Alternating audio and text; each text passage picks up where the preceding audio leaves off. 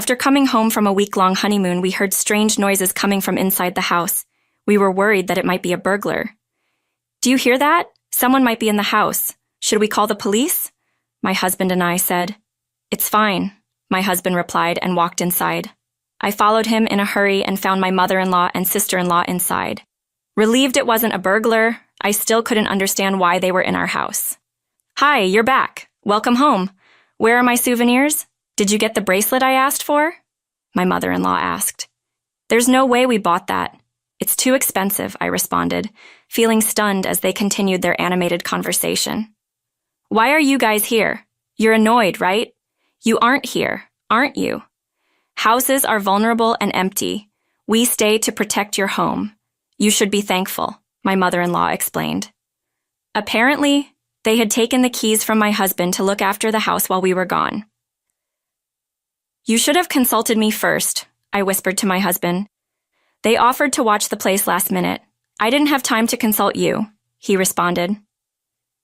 I decided to let it go, figuring their presence had at least deterred burglars. But when I looked around, every room was a mess. Sister-in-law's clothes filled our closet, items were strewn all over the living room floor, and the dining table was cluttered with various things. Despite our return, mother-in-law and sister-in-law showed no signs of leaving. "It's getting late. You should head home," I suggested. "We're family. Why bother about formalities?" sister-in-law said, continuing to make themselves at home. I had hoped they'd leave the next day, but even after I returned from work, they were still there. I made it clear they needed to go, but they insisted, "We're family, so don't bother about us." I was still doing all the cooking, cleaning, and laundry, so Dave and I decided we have to ask them to leave. While cleaning the rooms, I noticed one of my perfumes was missing. It was a limited edition perfume that is not available now and cost over $300, so it was something I used to cherish. In a rush, I asked my mother-in-law, and she had no idea about the perfume. When I confronted my sister-in-law, she said, "Oh, I have that," and pulled the perfume out of her bag. But almost none of it was left. I had been saving it, and at least 60% was supposed to be left. "It smells good, doesn't it?" My friend said so too, so I yelled it to them. She said it so casually, without any remorse, that I finally lost my temper. "Why are you using it without asking? What you're doing is theft.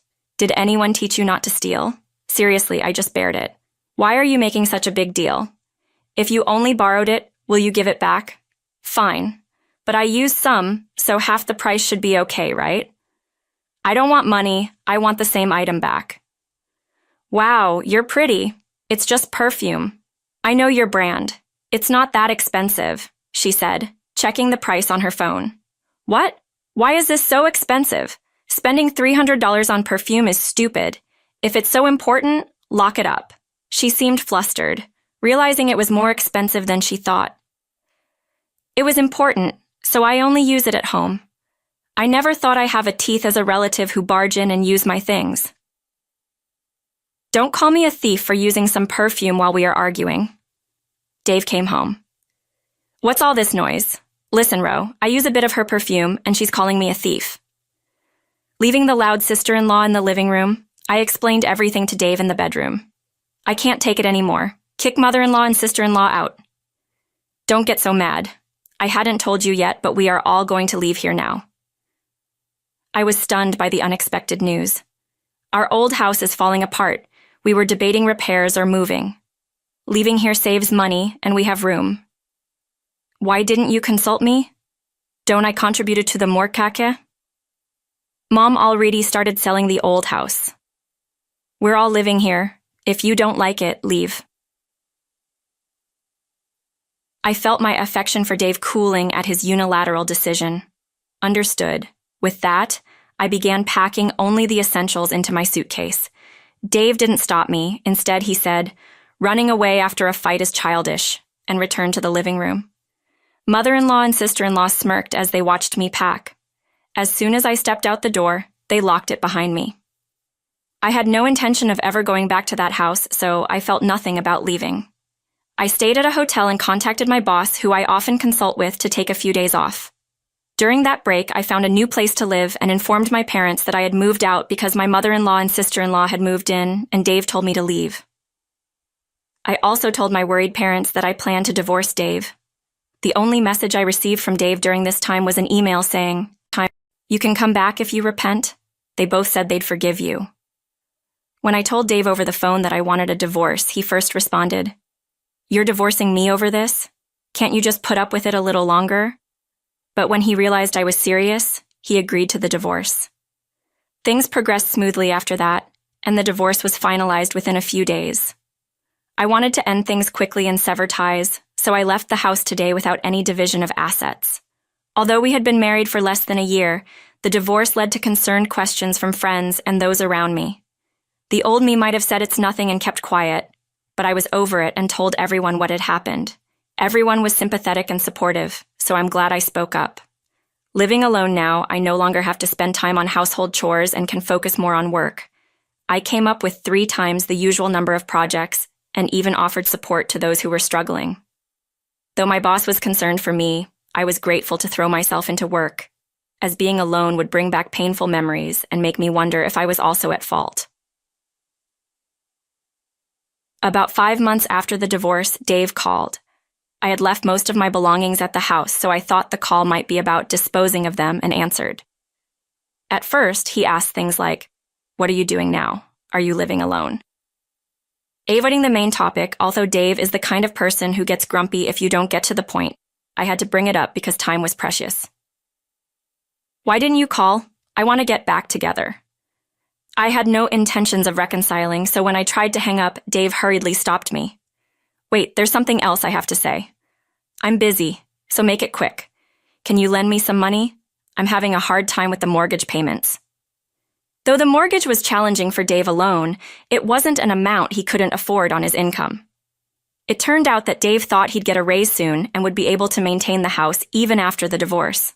However, the raise didn't happen, and he was told future raises would be difficult, so he decided to quit and find a new job.